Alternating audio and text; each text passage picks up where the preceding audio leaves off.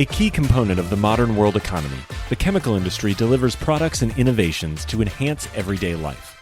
It is also an industry in transformation, where chemical executives and workers are delivering growth and industry-changing advancements while responding to pressures from investors, regulators, and public opinion. Discover how leading companies are approaching these challenges here on The Chemical Show. Join Victoria Meyer, president of Progressio Global and host of The Chemical Show, as she speaks with executives across the industry and learns how they are leading their companies to grow, transform, and push industry boundaries on all frontiers. Here's your host, Victoria Meyer.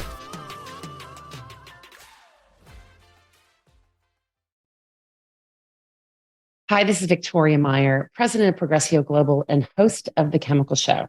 Thanks for joining us today. This episode is being recorded as part of the Chemical Show Live series of events where people across the industry join in for the interview and then have an opportunity for an audience Q&A. This is actually the last one of 2022, and we'll be restarting again in 2023. So if you want a chance to join in for a future live discussion, be on the lookout. You can subscribe to our email list. Just go to thechemicalshow.com and you'll have a subscribe button there. And you can also follow The Chemical Show on LinkedIn for the latest information. Today, I am speaking with Kevin Huntsman, who is the president of Mastio Company. Mastio provides customer value insights across a range of industries. And Kevin and I first got introduced, and we were chatting about this just before the show when we had them help.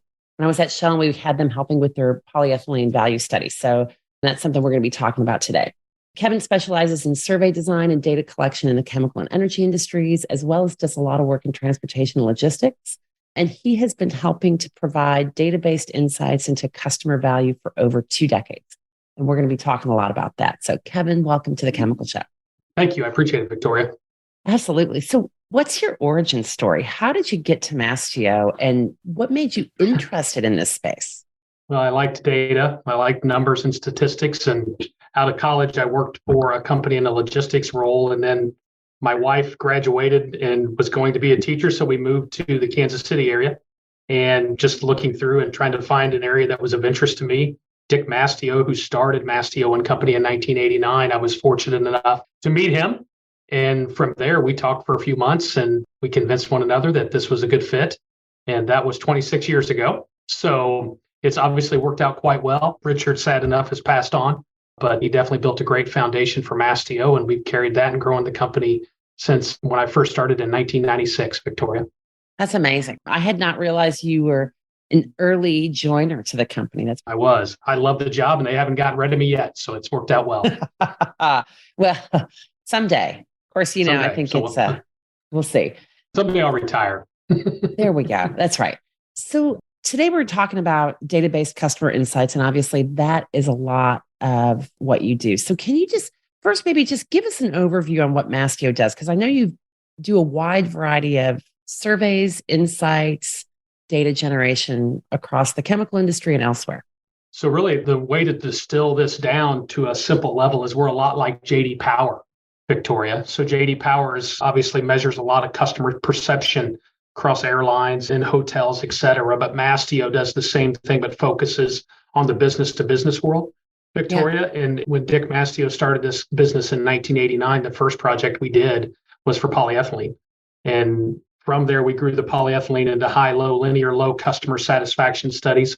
We also do PE film market studies as well, where we assess about 32 different markets, who the participants are, where the growth is, et cetera. In 1996, we started working in the natural gas space due to some deregulation in the government with FERC. So we do gas pipeline, gas marketer type studies. So the BP, Shells, Conocos of the world. And then about 18 years ago, we moved into the logistics space, specifically less than truckload LTL. And that is something we do to this day. And in addition to the LTL, we look at global freight forwarding as well as customs brokerage. So if you think about Old Dominion Freight Line or FedEx Freight or any of the main expediting type companies or freight companies or companies we're fortunate enough to work with, I think this is important. All the data we do, Victoria, all the data we collect from the companies that we work with, we do by telephone.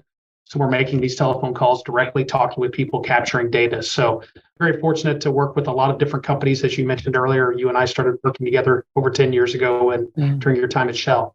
Yeah, that's really cool. And maybe we'll come back around to some of these other things, but let's start with the polyethylene. And that's really where I think a lot of our conversation today is going to be centered.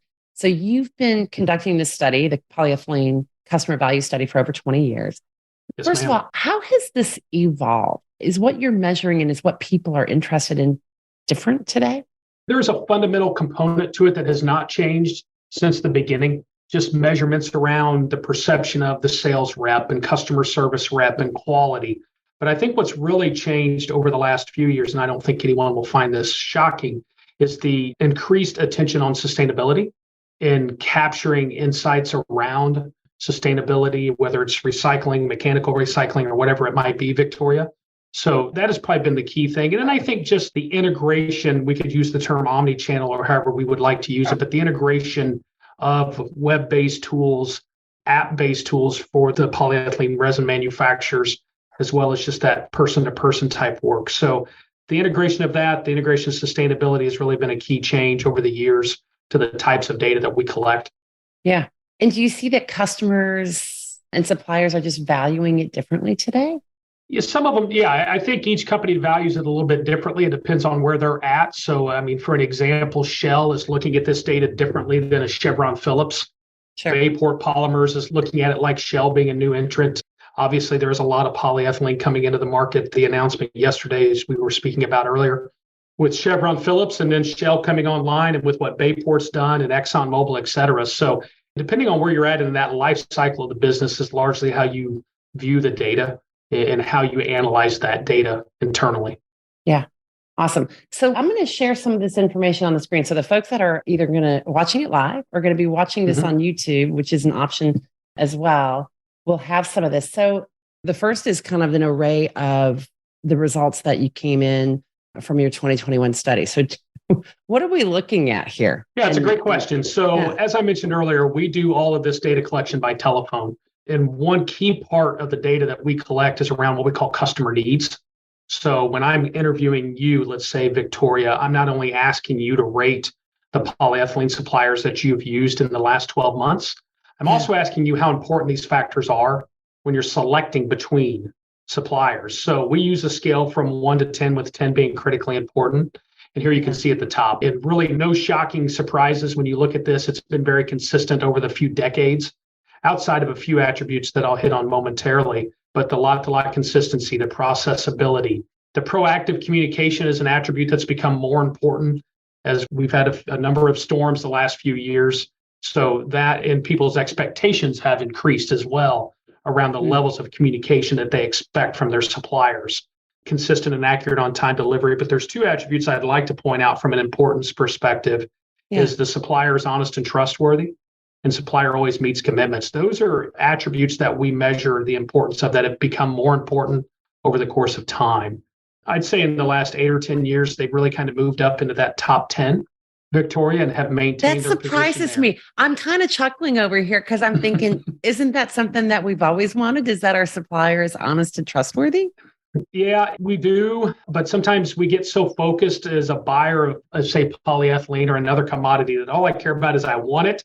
When you say you're going to get it to me and I want it to work and I want it to run. So what you've got to kind of position yourself is, okay, if all those things are equal, who do I want to do business with? It's those people that are honest, that meet their commitments, that suppliers committed to my business long term. So given the life cycle of polyethylene and the consolidation over the years of the providers, and now we have new ones, obviously, it's really important to understand what those buyers are really looking for. So this is one way we look at customer needs. This is one way we capture that perspective.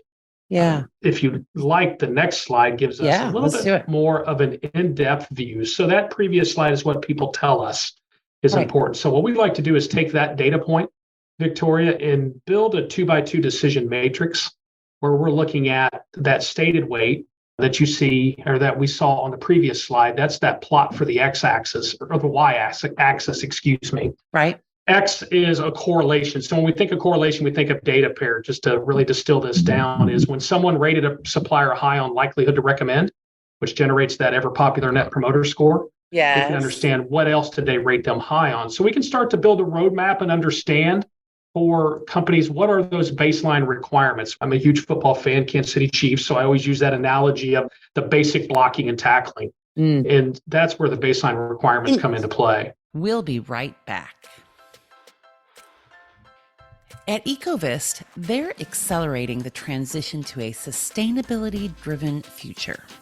Their long history of innovation, expertise, and customer collaboration supports the development of proprietary catalysts and services across their two industry-leading businesses, Advanced Materials and Catalysts and Eco Services.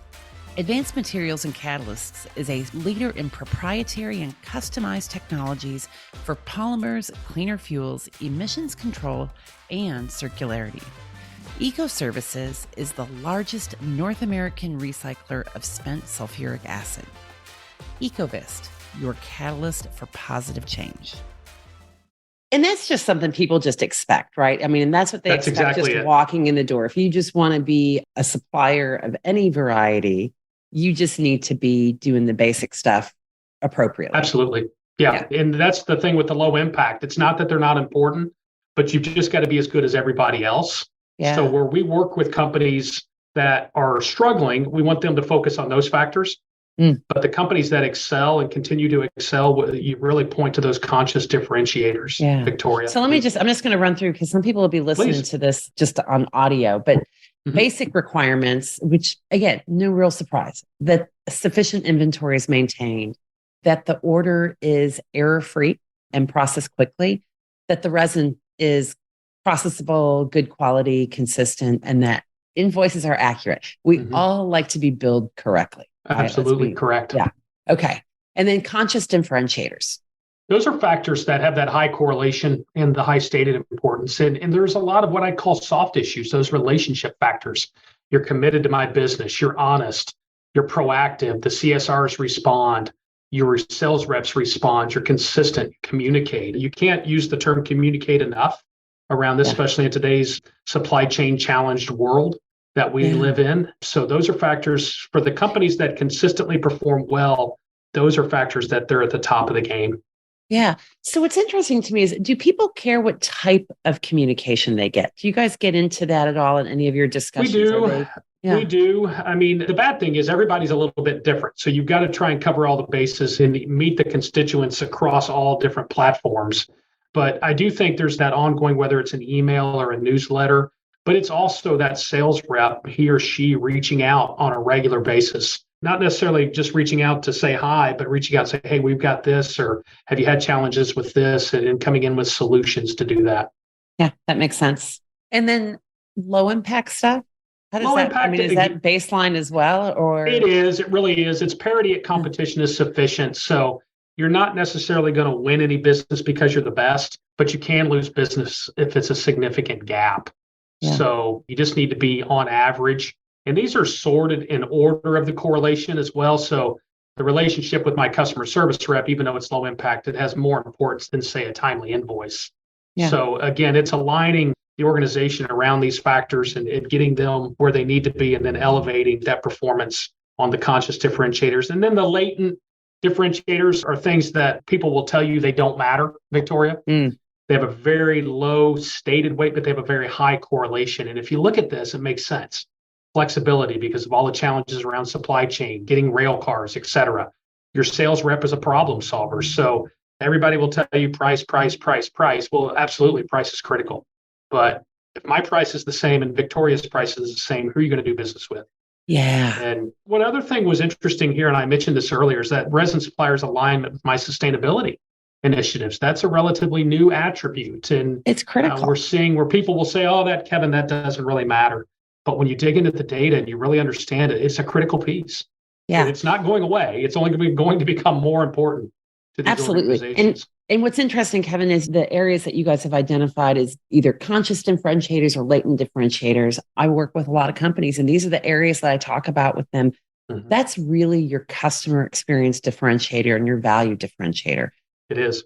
And I think people sometimes disregard it, right? So I think often in the chemical industry and the plastics industry, we think that our product is what's making the sale, or all these other things. And what I tell people is product is replicated. Heck, we know that, especially in commodity chemicals and commodity plastics. That's all very easy to differentiate. But going the extra mile and being flexible and offering that flexibility, making that connection back to sustainability, I think that's becoming more and more critical. And actually, and I work with a lot of different companies and say, hey, listen, guys, when you're going to your customer, the fact that you're able to support their long-term sustainability that maybe they're not talking about, but it's a corporate imperative, it's a business leadership imperative. That's important. Figuring out how to create the connections off of those points of differentiation is critical. Absolutely. I couldn't agree more. And that will continue to be the case. Yeah, absolutely. By the way, I'm going to be putting these slides on the website as well when your episode gets published. So people will be able to take a look at it and learn from that as well. I'm going to move on to the next slide. The final slide here is just a continuation of the previous slide, but I wanted to include this just to look at these attributes over the course of time and how they can shift. You've got some that have been baseline since 2015 and same for conscious, but you get some that kind of move around. I think one of the key takeaways is some of the things at the bottom that have been low the entire time. And one of the two of the attributes I wanted to point out in the low, Victoria, are around the technical service rep. And I think 20 years ago, you could differentiate on that tech service rep. You can't today. That's expected. You've got a product. Okay, so it's an assumption that you are bringing that to the table, that you're bringing technical service to the table. Got it. Absolutely. And they just expect that. And you see that it communicates the knowledge, technical service personnel respond in a timely manner. That's a mandatory have to have, basically. But I think the other thing, too, that to point out is just the continuity around the unique commitments committed to my business and honest and trustworthy has been conscious the entire time. And I would tell you that whether it's a plastic study, something we do in natural gas, or something we do in logistics, these attributes often land in very similar locations on the quadrant. Now, especially some of the soft, because those people-related ones are the same types of attributes really across the whole set of studies that we do. So they really do matter. Price does matter, don't get me wrong. Yeah. But once you set that off to the side, as I always say, it's the big pink gorilla in the corner of the room. But once you set that off to the side, these other factors really come into play. Yeah, I think it's interesting. And I think the things that have become baseline that maybe weren't there before, or that the baseline shifts, right? Proactive communication now being really a very conscious differentiation point, right? And sometimes you almost have to, when you look at this, you got to look through the lens of what else was going on at that point in time. And was there a hurricane?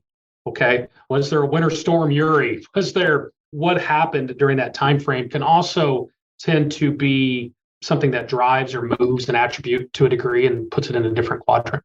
Yeah, that makes sense. And in fact, that's one of the things I was going to say is that I think over the last 2 years, this proactive communication has become very critical. It's also gotten very exhausting, right? I mean, I think it has. I think everyone, customers, suppliers, no matter where you are, it has been such a challenging set of churning things going on that has kind of exhausted everyone. And yeah, communication and all of this is really important and it's critical. But when you're struggling to be on time and then you've got to communicate about it over and over and over again. Oh, yeah. Well, it gets a little exhausting. It's challenging across the whole enterprise, whether it's customer service or the people in logistics trying to communicate to customer service for them to communicate to the customer. I know there's a lot of work going on behind the scenes with rail cars and telematics around that. So I do know we work with a company called Greenbrier that manufactures rail cars, and that's something I know they're doing. The industry as a whole is trying to get that a little bit better. The example is, Victoria, I did a customer advisory board recently, and the guy's like, listen, I can track my Domino's pizza on my phone. Why can't you tell me where my freight's at? That's exactly right. That is, I feel the same way. But it's the same. Yeah. It really I feel the same. I think the level of transparency that we've gotten in our personal lives, particularly around shipments and heck, my Amazon package, I know that it's showing up in a minute and then, it just showed up and then whatever. I mean, people have this expectation if I can get that for a 5-cent widget, why can't I have it on a shipment? High value product? Yeah. So it's absolutely. And it's, I think we're getting there. Right. We're getting better. I do. It's who pays for it and how do they pass that cost on? And everybody wants everything until they have to pay for it, Victoria. Oh, no kidding. No kidding. And that's a dilemma. It's a dilemma in terms of how anything's being paid for, right? It and is. yet, It is. I told somebody recently, I said, there's a bit of a leap of faith. And when you're making some of these digital investments, it's not apparent how the value is going to play out today. But in 5 years, when you're substantially ahead of and different and have that platform that can really make a difference, you're winning. The value is coming through. It's just hard to plan it ahead of time. Well, it is. And I've done a lot of work in the plastics industry around this, is that you don't want to alienate that existing person that's in that role. But if you think 5 to 7 years from now, I think I get an email every day or every couple of days of somebody I work with that's retiring, Victoria. Yeah. So that person coming in behind that individual has a different expectations from a digital perspective. So how can you build that for tomorrow, yet maintain that information today that satisfies the person in that role currently? It's a challenge. Yeah, it is challenging. In fact, actually, it brings me back to, I was going to make a comment. We were talking about basically the expectation that everybody has a really good, competent technical service team is critical. And yet everybody seems to be having a hard time hiring. And a lot of those really experienced technical service people, they're retiring, right? They're aging out, they're retiring, they're moving on to the next phase of their life. Are you seeing this? Are you hearing this from the customers that you talk to in terms of that challenge? Oh, absolutely. That person they relied on for the last 30 years is no longer there.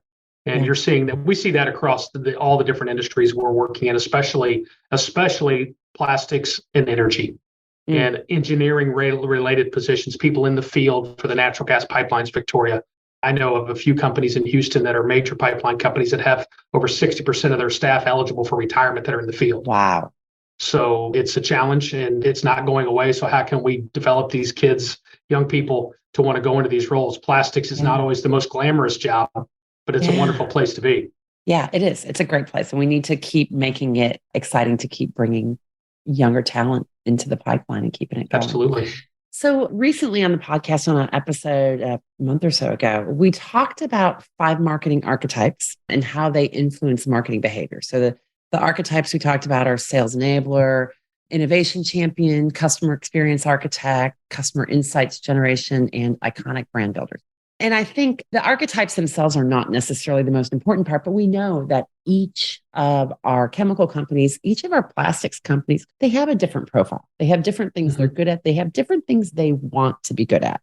And those things influence their marketing behavior, right? So how do you see this playing out when you are doing this work? Because with your customers, because maybe not everyone wants to be number one in each one of these categories. How does that play out? How do you see companies interpreting this information and how do you see them taking action on it? It somewhat aligns around their value proposition and who they are and who they want to be. And what are those key factors? Not everybody wants to be the touchy-feely company. Some people are more engineering. It has so much to do with the executive team and how they lead the organization. That's why we do think in the Mastio surveys, you get a lot of the base questions that overlap every organization. Then you've got some that are more specific to some versus others. And we do, in many instances, have some questions, Victoria, that are specific to a company because there's something they want to know and they want to know it and they don't want everybody else to know it, but it's more applicable to them. So we try to have an option to customize some of this as we collect data because every company is different. And again, you've got some companies that are very heavily ran from an engineering perspective, and you've got some that are more about the customer experience. Yeah. Interesting. Yeah. And I think we maybe all know who's who. We know who's who. And I think the other interesting thing, I know you're working with some of the newer entrants. So Shell is one, obviously, which has just recently started up, Bayport Polymers.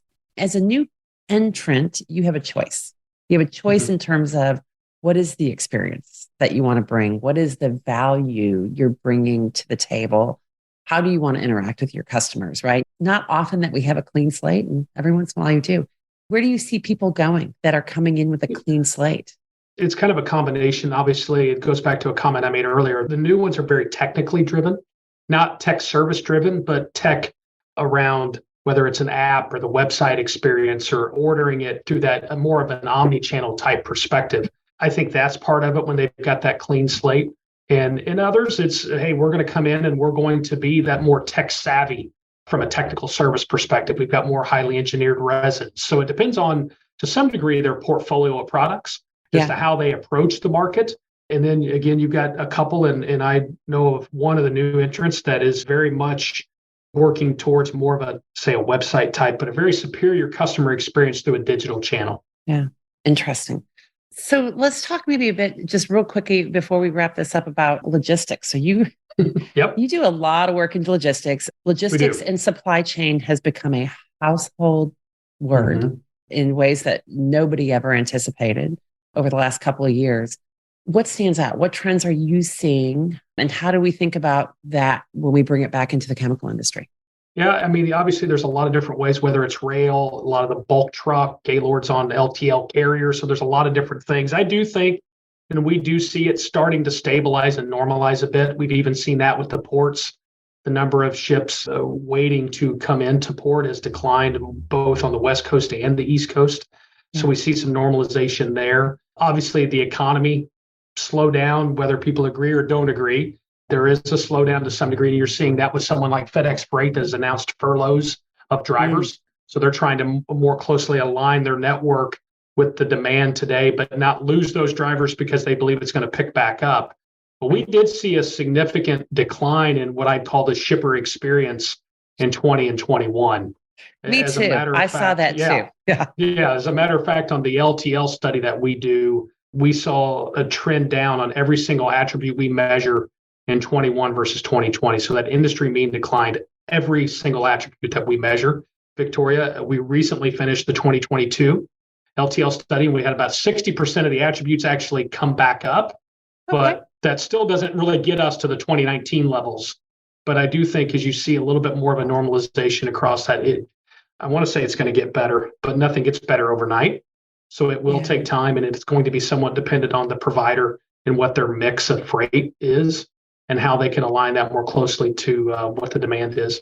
Yeah. And I would imagine that when you've gone through a period, as we all have over the last 2 to 3 years, of all the supply chain challenges, all the freight and logistics challenges, you kind of set a new baseline of expectation. Like the bar that you have to cross to be awesome is not as high anymore. Oh, it's much lower. It was so bad for a while. They've readjusted the expectations in many instances, and you don't have to be as good in some instances to be good.